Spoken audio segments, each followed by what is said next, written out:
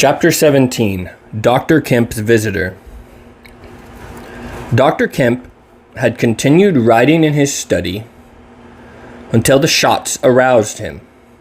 Crack, crack, crack, they came, one after the other. "Hello," said Dr. Kemp, putting his pen into his mouth again and listening. "Who's letting off revolvers in Burdock? What are the asses at now?" He went to the south window, threw it up, and, leaning out, stared down on the network of windows, beaded gas lamps, and chops with black interstices of roof and yard that made up the town at night. "Looks like a crowd down the hill," he said, "by the cricketers," and remained watching. Thence his eyes wandered over the town to far away where the ship's lights shone and the pier glowed, a little illuminated pavilion like a gem of yellow light. The moon in its first quarter hung over the western hill, and the stars were clear and almost tropically bright.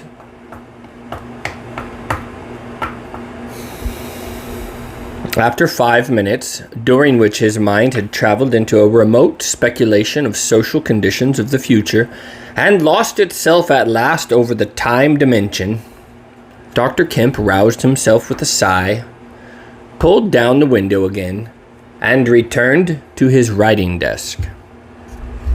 It must have been about an hour after this that the front doorbell rang. He had been writing slackly and with intervals of abstraction since the shots. He sat listening. He heard the servant answer the door and waited for her feet on the staircase, but she did not come. "Wonder what that was," said Dr. Kemp. He tried to resume his work, failed, got up, went downstairs from his study to the landing, rang, and called over the balustrade to the housemaid as she appeared in the hall below. "Was that a letter?" he asked. "Only a runaway ring, sir," she answered. "I am restless tonight," he said to himself. He went back to his study, and this time attacked his work resolutely. In a little while he was hard at work again, and the only sounds in the room were the ticking of the clock and the subdued shrillness of his quill, hurrying in the very center of the circle of light his lampshade threw on his table. It was 2:00 before Dr. Kemp had finished his work for the night. He rose, yawned, and went downstairs to bed. He had already removed his coat and vest when he noticed that he was thirsty. He took a candle and went down to the dining room in search of a siphon and whiskey. Dr. Kemp's scientific pursuits had made him a very observant man, and as he recrossed the hall, he noticed a dark spot on the linoleum near the mat at the foot of the stairs. He went on upstairs, and then it suddenly occurred to him to ask himself what the spot on the linoleum might be. Apparently, some subconscious element was at work. At any rate, he turned with his burden, went back to the hall, put down the siphon and whiskey, and, bending down, touched the spot. Without any great surprise, he found it had the stickiness and color of drying blood.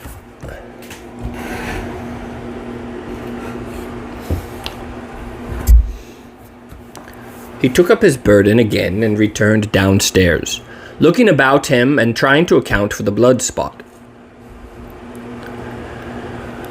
On the landing, he saw something and stopped astonished.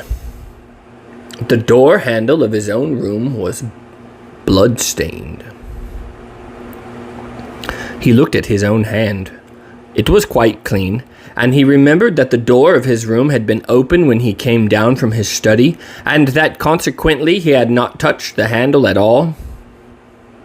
He went straight into his room, his face quite calm, perhaps a trifle more resolute than usual. His glance, wandering inquisitively, fell on the bed. On the counterpane was a mess of blood, and the sheet had been torn. He had not noticed this before because he had walked straight to the dressing table. On the further side of the bed, clothes were depressed as if someone had been recently sitting there. Then he had an odd impression that he had heard a loud voice say, "Good heavens, Kemp!" But Dr. Kemp was no believer in voices. He stood staring at the tumbled sheets. Was that really a voice?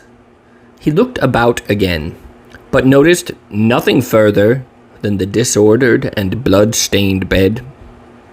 Then he distinctly heard a movement across the room, near the wash-hand stand.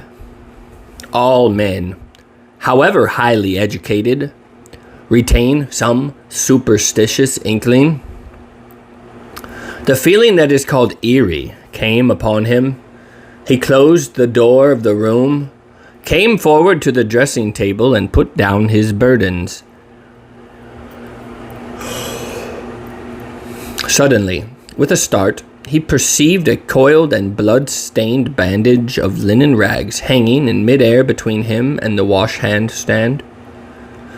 He stared at this in amazement. It was an empty bandage, a bandage properly tied but quite empty. He would have advanced to grasp it, but a touch arrested him and a voice speaking quite close to him. "Kemp." "Eh?" said Kemp with his mouth open. "Keep your nerve," said the voice. "I am an invisible man." Kemp made no answer for a space, simply stared at the bandage. "Invisible man," he said. "I'm an invisible man," repeated the voice. The story he had been active to ridicule only that morning rushed through Kemp's brain. He does not appear to have been either very much frightened or very greatly surprised at the moment. Realization came later.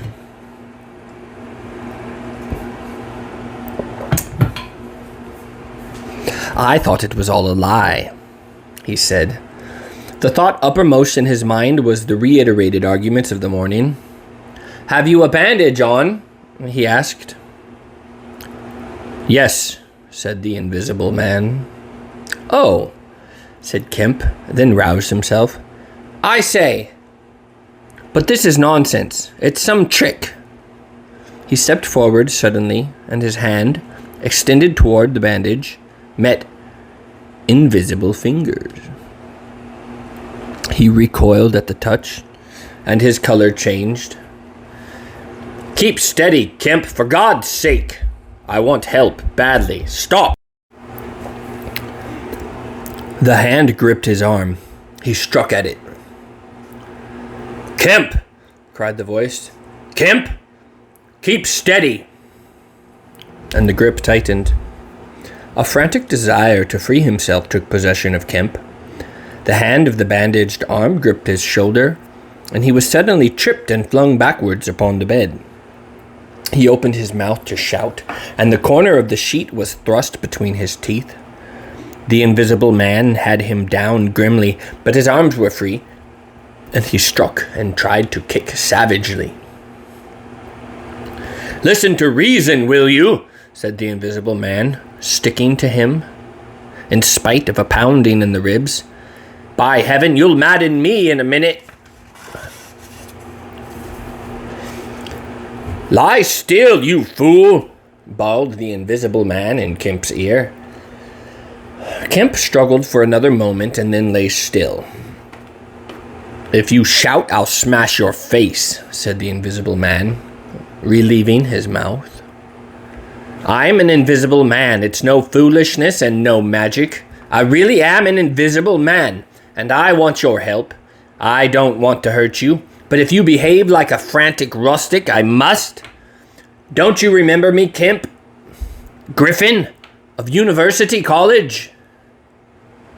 "Let me get up," said Kemp. "I'll stop where I am, and let me sit quiet for a minute." He sat up and felt his neck. "I am Griffin. of university, college, and I have made myself invisible. I am just an ordinary man, a man you have known. Made invisible. Griffin, said Kemp.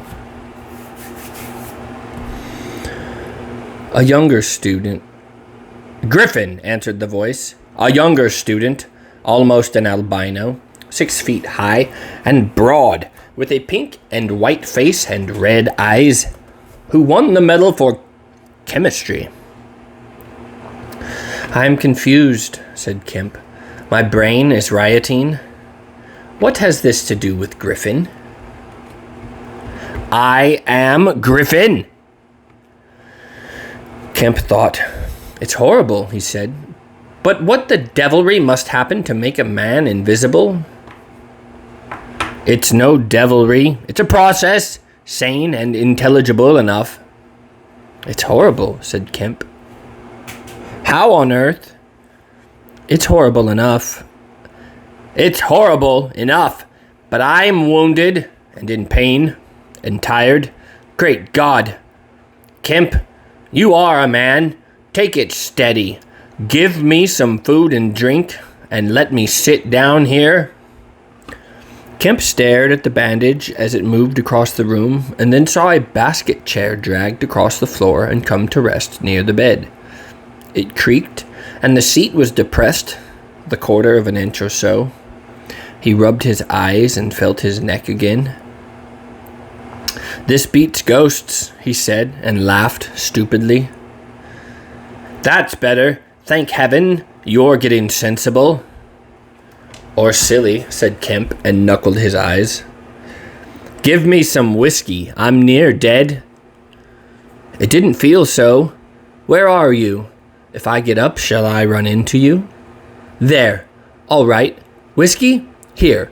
Where shall I give it to you? The chair creaked, and Kemp felt the glass drawn away from him. He let go by an effort. His instinct was all against it. It came to rest, poised 20 inches above the front edge of the seat of the chair. He stared at it in infinite perplexity. This must be hypnotism. You must have suggested you are invisible. Nonsense, said the voice. It's frantic. Listen to me. I demonstrated conclusively this morning, began Kemp, that invisibility... Never mind what you've demonstrated. I'm starving, said the voice. And the night is chilly to a man without clothes. Food, said Kemp. The tumbler of whiskey tilted itself. Yes, said the invisible man, wrapping it down. Have you got a dressing gown? Kemp made some exclamation in an undertone. He walked to a wardrobe and produced a robe of dingy scarlet. This do? He asked. It was taken from him. It hung limp for a moment in mid-air, fluttered weirdly, stood full and decorous, buttoning itself, and sat down in his chair. Drawers, socks, slippers would be a comfort, said the unseen, curtly. And food. Anything, but this is the insanest thing I ever was in my life. He turned out his drawers for the articles and then went downstairs to ransack his larder. He came back with some cold cutlets and bread, pulled up a light table and placed them before his guest. Never mind knives, said his visitor, and a cutlet hung in midair with the sound of gnawing. Invisible, said Kemp, and sat down on a bedroom chair. I always like to get something about me before I eat, said the invisible man, with a mouthful, eating greedily. Queer fancy. I suppose that wrist is all right, said Kemp. Trust me, said the invisible man. Of all the strange and wonderful... Exactly. But it's odd I should blunder into your house to get my bandaging. My first stroke of luck. Anyhow, I meant to sleep in this house tonight. You must stand that. It's a filthy nuisance, my blood showing, isn't it? Quite a clot over there. Gets visible as it coagulates, I see. I've been in the house 3 hours. But how's it done? Began Kemp in a tone of exasperation. Confound it. The whole business. It's unreasonable from beginning to end. Quite reasonable, said the invisible man. Perfectly reasonable. He reached over and secured the whiskey bottle. Kemp stared at the devouring dressing gown. A ray of candlelight, penetrating a torn patch in the right shoulder, made a triangle of light under the left ribs. What were the shots? He asked. How did the shooting begin? There was a fool of a man, sort of a confederate of mine, curse him, who tried to steal my money, has done so. Is he invisible too? No. Well, can't I have some more to eat before I tell you all that? I'm hungry, in pain, and you want me to tell stories? Kemp got up. You didn't do any shooting, he asked. Not me, said the visitor. Some fool I'd never seen fired at random. A lot of them got scared. They all got scared at me. Curse them, I say. I want more to eat than this, Kemp. I'll see what there is more to eat downstairs, said Kemp. Not much, I'm afraid. After he had done eating, and he made a heavy meal, the invisible man demanded a cigar. He bit the end savagely before Kemp could find a knife, and cursed when the outer leaf loosened. It was strange to see him smoking. His mouth and throat, pharynx and nares, became visible as a sort of whirling smoke cast. This blessed gift of smoking, he said, and puffed vigorously. I am lucky to have fallen upon you, Kemp. You must help me. Fancy tumbling on you just now. I'm in a devilish scrape. I've been mad, I think. The things I have been through. But we will do things yet, let me tell you. He helped himself to more whiskey and soda. Kemp got up, looked about him, and fetched himself a glass from his spare room. It's wild, but I suppose I may drink. You haven't changed much, Kemp, these dozen years. You fair men don't. Cool and methodical. After the first collapse, I must tell you, we will work together. But how was it all done, said Kemp. And how did you get like this? For God's sake, let me smoke in peace for a little while, and then I will begin to tell you. But the story was not told that night. The invisible man's wrist was growing painful. He was feverish, exhausted, and his mind came round to brood upon his chase down the hill and the struggle about the inn. He spoke in fragments of marvel. He smoked faster. His voice grew angry. Kemp tried to gather what he could. He was afraid of me. I could see he was afraid of me, said the invisible man, many times over. He meant to give me the slip. He was always casting about. What a fool I was. The cur. I should have killed him. Where did you get the money? Asked Kemp abruptly. The invisible man was silent for a space. I can't tell you tonight, he said. He groaned suddenly and leaned forward, supporting his invisible head on invisible hands.